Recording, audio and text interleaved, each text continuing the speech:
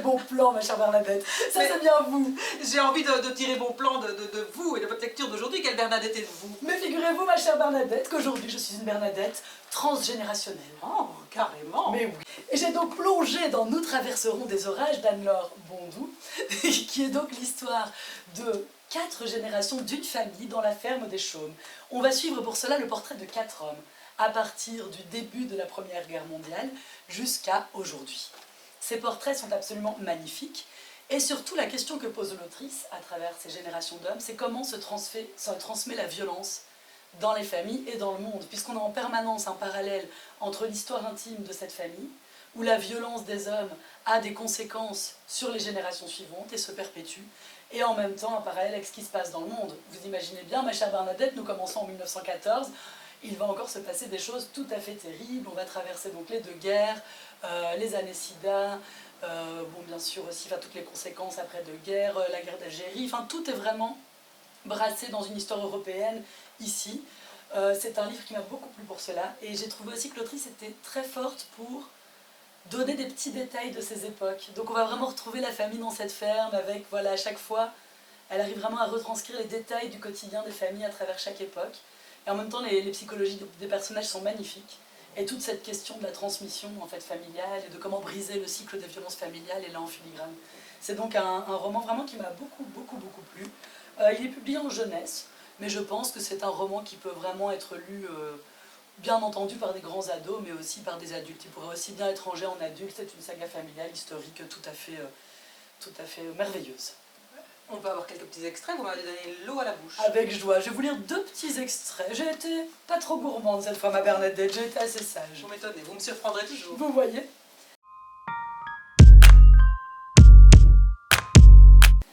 Voici l'histoire que je dois te raconter, Saul. C'est l'histoire d'une famille, d'une maison et d'un pays. Elle commence à la veille d'une guerre planétaire dans une ferme de hameaux qu'on appelle les Chaumes. Elle s'achèvera un siècle plus tard au même endroit, à l'heure où une autre guerre menace de s'étendre et où j'hésite à accrocher un panneau à vendre sur le mur de la grange. Entre ces 2 époques, tu verras vivre ici 4 générations d'une famille tourmentée par des secrets et hantée par des morts sans sépulture. Entre ces 2 époques, nous traverserons des orages. Tu verras se répéter des conflits, des accidents, des abandons et des coups de couteau. Tu verras changer les saisons, les habitudes, les lois et les gouvernements. Tu assisteras plusieurs fois à la fin du monde et au début d'un autre. Tu verras des hommes tomber amoureux, rêver de grandes choses, partir à la guerre et en revenir sans mots et sans gloire. Car il n'y a pas de super-héros dans notre histoire. Seulement des hommes blessés par la violence du monde et qui, incapables d'exprimer ce qu'ils ont au fond d'eux-mêmes, se taisent et exercent la violence à leur tour, comme enfermés dans une malédiction. Et alors, je vais vous lire un petit extrait. Tout à la fin, vous allez nous spoiler. Non, je vous promets que non. C'est juste parce que cette phrase était vraiment magnifique. Si c'est une phrase, je vous autorise. C'est ainsi, Saul, que tu es devenu le destinataire de ce récit. Je l'avais commencé pour moi, je l'ai achevé pour toi. Et puisque ta mère t'a donné un nom d'arbre, il me revenait de te rendre tes racines. Je pense à ce que mon père m'a dit un matin dans la cuisine rue de Verneuil. La littérature est une consolation. Je ne sais pas s'il avait raison, mais j'aimerais bien. J'aimerais croire que toutes les histoires, même les plus tragiques, peuvent nous consoler, à condition qu'elles disent la vérité. Magnifique. J'ai bien fait de le réserver à la bibliothèque. Mais je pense que vous allez vous régaler, ma chère Bernadette. Et vous, quelle Bernadette êtes-vous donc aujourd'hui? Oh, bien moi j'ai pété une durite, je suis Bernadette délurée. Oh, Bernadette délurée. Oh, oui. Oh, je vous aime quand vous êtes délurée, ma chère Bernadette. Alors là, j'ai de nouveau plongé la tête, la première, dans un roman, plus fin cette fois-ci, qui s'appelle Histoire de Freud, qui n'a rien à voir avec le psychanalyste, quoique les membres de cette famille, parce que c'est aussi l'histoire d'une famille, ferait peut-être bien d'aller prendre rendez-vous chez le psychiatre. Non, sans mal, hein, je rigole. C'est une histoire donc d'une famille où Freud est l'un des enfants avec son frère Serge Oedipe et sa sœur Eva. Ils vivent à 3 dans une grande maison. La maman est partie se mettre dans les ordres en Italie. Elle envoie une carte postale par an. Oui. Le papa part en mer et pendant de grandes périodes et va un jour revenir à la maison avec une nouvelle amoureuse qui s'appelle Démona, qui est assez déjantée. Tous les personnages le sont. Vous allez le voir à la lecture des extraits, le ton est donné.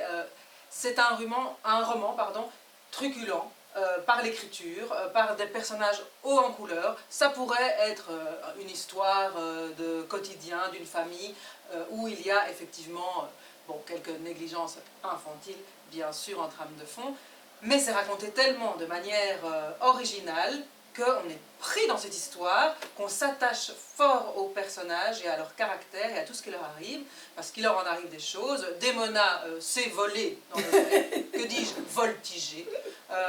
Ils construisent des cabanes. D'ailleurs, l'extrait que je vais vous lire, c'est les enfants qui construisent leur propre maison à l'intérieur de la maison. Le papa et Démona s'écrivent des lettres vraiment drôles, voilà. Non, j'ai eu l'impression que l'écriture a été faite pour moi. On est complètement barré. Mais j'adore. J'aimerais beaucoup que vous me lisiez un Vous allez vous rendre compte. Hein. Ah bah oui. Donc la maison se situe au 13 rue de la Forêt Primaire. Déjà, le nom est donné. Alors. 12 vies sous la tente. Dans sa chambre à coucher, Serge Dip avait érigé une immense tente d'inspiration orientale. On avait l'impression que la tente soulignait le fait que la fratrie, quand elle s'y rassemblait, était partie intégrante du monde. Freud, Serge Dip et Eva, ces trois créatures allègres à la tête d'une dimension fascinante, aux oreilles battant au vent, aux prunelles toutes pétillantes de jade, de lapis lazuli, de colle selon des fannies kaléidoscopiques. Qu'il se soit vu octroyer des spécificités aussi superbes devait être mis sur le compte d'un atavisme commun. Sans discussion, la tente demeura in situ sur une base permanente. Elle devint une pièce de quartier général, un lieu de rencontre à part pour le sommeil, les rires et les échanges verbaux. Une maison en soi à l'intérieur de la maison. De magnifiques parenthèses au cœur de la vie. Un après-midi, Eva bâtit une bibliothèque composée d'étagères à 2 niveaux qui recouvraient la totalité des murs entourant la tente de Serge Dip. Grâce à un montage astucieux, elle avait réussi à faire coulisser les rayonnages supérieurs sur des glissières. Et c'est ainsi qu'ils purent évoluer au sein du dispositif comme dans une médiathèque high-tech. Freud proposa de mettre la main à la pâte pendant ses travaux de menuiserie. Seulement voilà, l'échelle qu'il avait bricolée pour grimper jusqu'aux ouvrages les plus en hauteur se rompit dès qu'il tenta de poser le pied sur le premier barreau. Eva rit à gorge déployée au moment où il se cassa la margoulette. Elle avait un rire tellement adorable, pévillant. Freud ne put s'empêcher de pouffer lui aussi. Mais sitôt que Serge Dip écarta la porte en toile de la tente et braqua sur eux un regard sévère, il s'assagit. Se pouvait-il que le frère eût des admonestations à adresser quant au calme et à l'ambiance sonore? Ben, non. L'amour peut tomber aussi facilement sur un crocus que sur une crotte, dixit Démona. Démona avait l'air de celle qui, sur la planète Terre, était l'incarnation des emplettes à effectuer à vitesse grand V au moment où elle fit crisser les pneus de sa moto dans l'entrée du 13 Forêt Primaire, avec Vulgaris, ça c'est le papa, juché derrière elle en bon passager. Elle portait un costume en pilou rose, bonbon, fluorescent, recouvert de paillettes scintillantes. Elle avait enroulé un turban sur sa tête, un pull en tissu éponge tacheté de rouge. Jamais la fratrie n'avait vu pareille tenue vestimentaire. Freud éprouvait constamment une joie sans pareille dès qu'il s'agissait de fabuler. Il imaginait souvent autre chose que ce que ses yeux percevaient en réalité. Aussi, quand Démona se hissa en haut des marches du perron cet après-midi-là, Freud pensa qu'elle avait la dégaine d'un loup-garou élégant, en train de grimper une tour toute de traviole, celle de Pise. Voyant ensuite ses pupilles anormalement dilatées, Freud se dit cette fois in petto, mais un peu de profondis, que c'était sûrement parce qu'elle avait vécu longtemps dans le noir. Mais il ne fit pas mot à ce sujet. Il opta au contraire, ce qui ne lui ressemblait nullement, pour une stratégie quelque peu défensive. Après que Vulgaris lui eut désigné avec fierté chacun de ses enfants en prenant le soin d'indiquer leur prénom, Démona se fendit de la phrase suivante. « Oui, c'est comme la Macédoine, on a un peu de tout. » Et elle ne dit plus rien. Ce livre en effet l'air en couleur, il est cocasse, il est cocasse. Oh oui, ça donne envie. Mais moi je vais traverser les guerres, voilà, et vous allez rigoler un bon coup pour vous remettre. Hein. Bah voilà, faisons ça ma chère Bernadette. À la prochaine. À la revoyure. Au revoir. Au revoir.